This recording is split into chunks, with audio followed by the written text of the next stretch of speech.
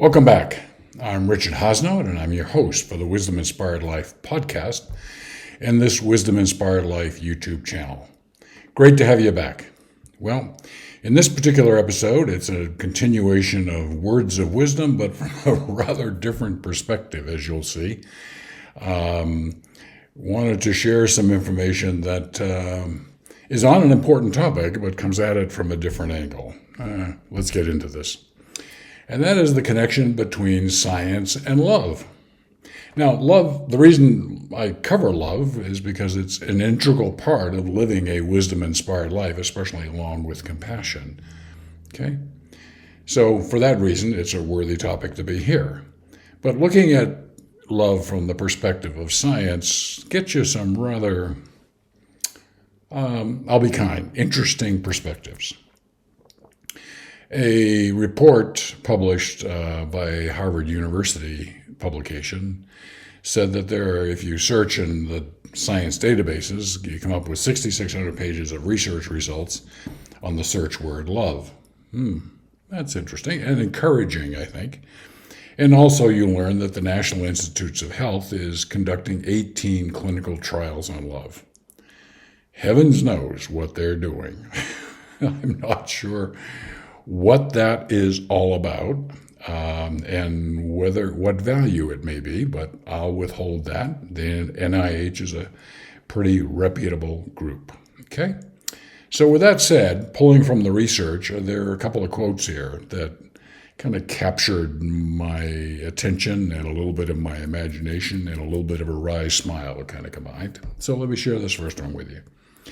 Love also turns on the neurotransmitter dopamine.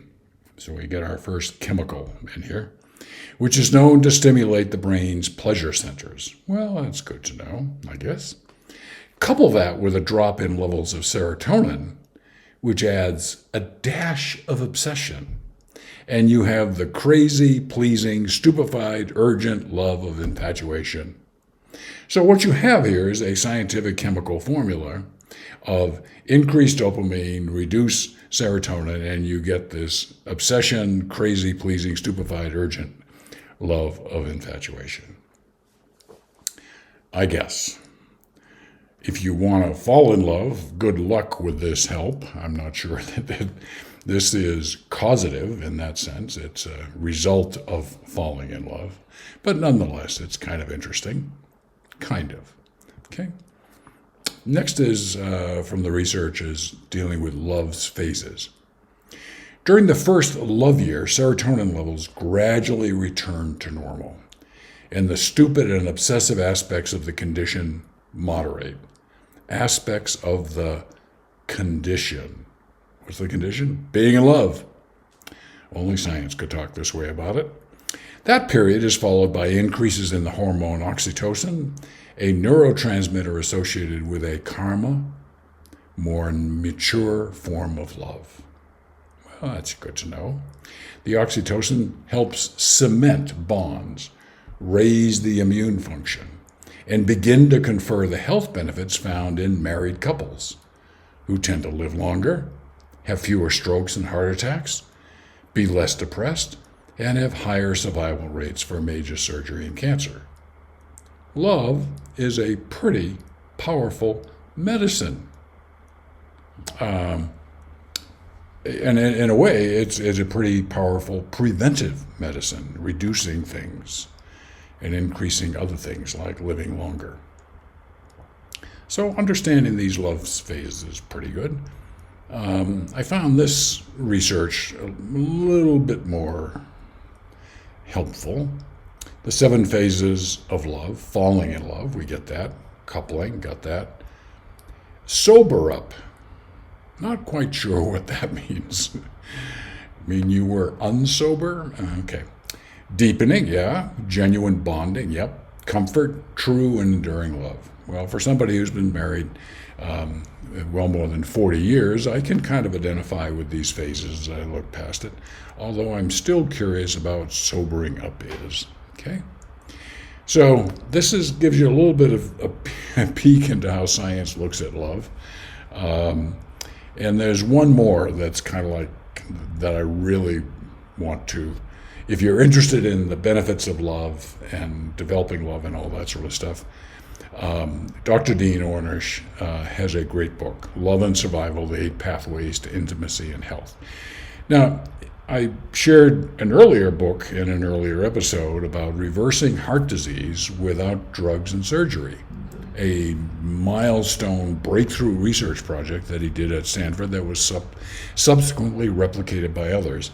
And the process that he uses in that, at the core of it, is meditation. There's other things that they do, but at the heart of it is the practice of meditation, which has its own wide array of health benefits.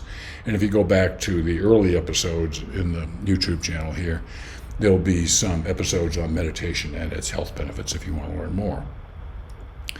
But this book is truly comprehensive and stunning on the power of love. And if you're interested in learning more about it, out of all the books out there, this is the one that I would recommend that you take a look at.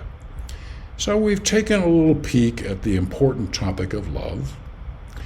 We've seen that it can be kind of a chemical, looked at as a kind of like a chemical concoction.